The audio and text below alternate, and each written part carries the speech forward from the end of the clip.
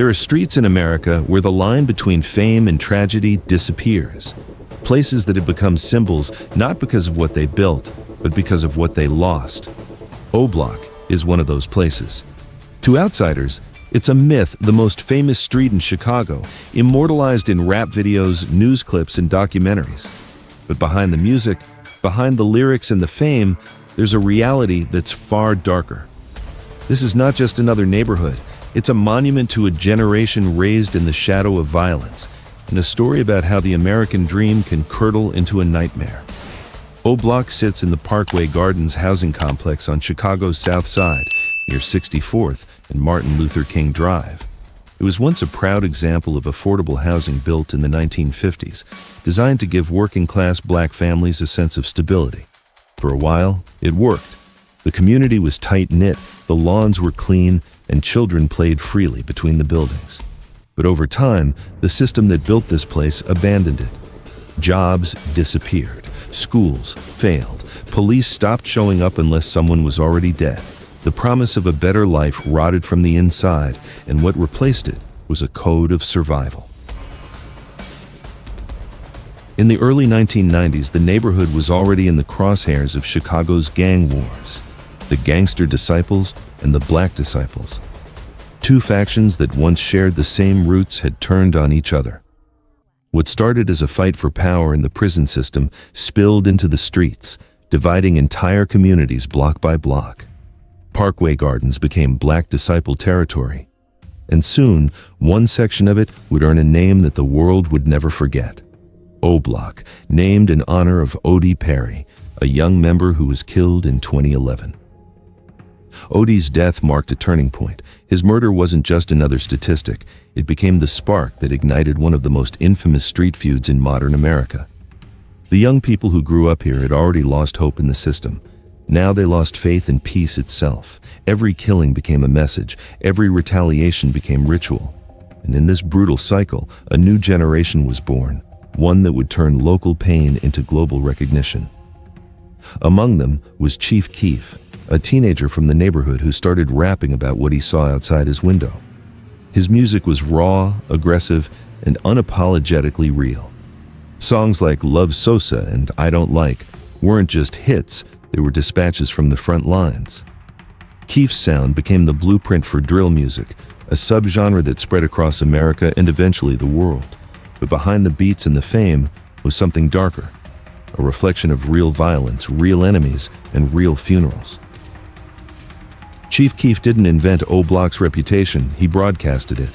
He gave the world a front-row seat to Chicago's war zone, and in doing so, he blurred the line between art and life. The neighborhood that the city had long ignored was suddenly global news. Reporters came, documentaries were filmed, record labels scouted artists from blocks surrounded by police tape. For a moment, it felt like O Block had turned pain into power. But the fame came with a curse. As Chief Keef rose, the streets he came from continued to fall apart. The music that made O Block famous also made it a target. Every lyric, every diss, every mention of an enemy gang became fuel for a cycle that was already spinning out of control. Young rappers from rival blocks responded with their own songs, each one more explicit, more violent, more personal. Diss tracks became death sentences, YouTube views translated into real-world body counts. And then came King Von O Block's most charismatic storyteller. Von was different. He had the same street credibility, but he also had presence, intelligence, and an almost cinematic way of describing his world.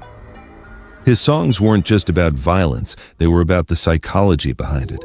He told stories of betrayal, paranoia, and survival that felt too vivid to be fiction.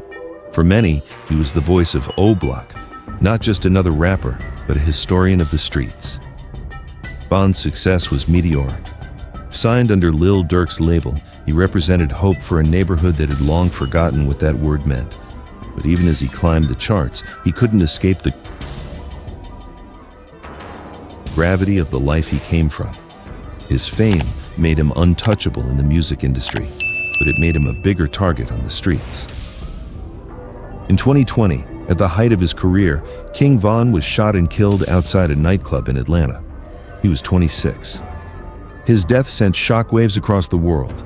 For Oblak, it was more than just the loss of a star, it was the loss of a symbol. Vaughn had become proof that someone from these streets could make it out. When he died, it felt like the last shred of hope died with him. Fans mourned, murals went up, and millions watched his story unfold online like a modern tragedy.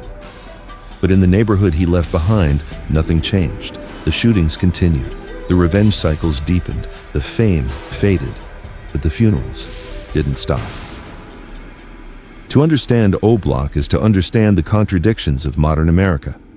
It's a place where poverty meets performance, where trauma becomes entertainment. Tourists drive past the gates to take photos.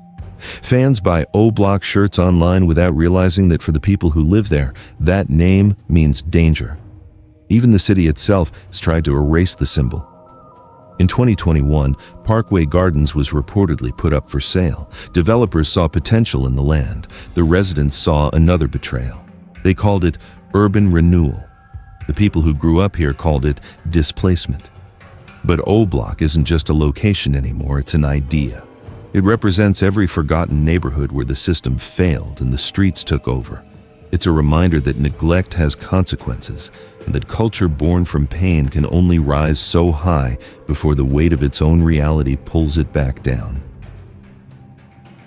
The statistics tell part of the story. Chicago has one of the highest homicide rates in the United States. In some years, more people have been murdered in this city than in entire countries, and yet, for the people who live in Oblak, violence isn't shocking. It's routine. Kids learn to recognize gunfire before they learn to spell. Mothers memorize the safest routes to the corner store. The police are seen less as protectors and more as another unpredictable force to survive. This isn't chaos without order. It's a different kind of order entirely. Gangs here operate like corporations. There's hierarchy, structure, discipline. The same organizational instincts that once built factories and neighborhoods are now used to control drug routes and alliances. In a world where legitimate opportunities have disappeared, the street becomes the only system left. The gang becomes the government. The block becomes the country. And in that reality, music becomes both escape and confession. Drill rappers from Oblak aren't just entertainers, they're journalists, documenting what the news refuses to cover. When King Von or Lil Durk talk about loss, revenge, or loyalty, they're speaking a language the city taught them, a language built from survival. To outsiders, it sounds violent. To them, it sounds honest. What makes Oblak so haunting is that it's both myth and mirror. It reflects America's obsession with violence, fame, and spectacle. The same country that ignores its poor also consumes their pain as entertainment. Millions stream the music, brands use the slang, YouTubers dissect the feuds for clicks. But when the cameras turn off, the people who inspired it all are still trapped in the same system that made them famous. The deeper truth is that Oblak didn't fail, it was failed. By decades of redlining, disinvestment, and political abandonment, by schools that collapsed and jobs that vanished, by a government that treats poverty as a spectacle instead of a problem. The violence here isn't random, it's designed. It's the logical result of policies that turned entire communities into containment zones. The city gets to thrive as long as the chaos stays confined to certain zip codes. And for decades, that's exactly how it's been. Vidas, Oblak is a warning written in blood. A lesson about what happens when fame grows out of pain, when an entire generation inherits trauma instead of opportunity. It's the story of a neighborhood that became global and a tragedy that became profitable. The world learned the name Oblak through rap songs and headlines, but for the people who live there, it's not a trend, it's a trap. The buildings still stand. The murals of fallen rappers and friends still watch over the courtyards. The same playgrounds where children used to laugh are now surrounded by memorial candles and police tape. The music keeps playing, but the streets stay quiet, waiting for the next headline, the next shooting, the next name to join the mural. In the end, Oblak isn't just a place on the map.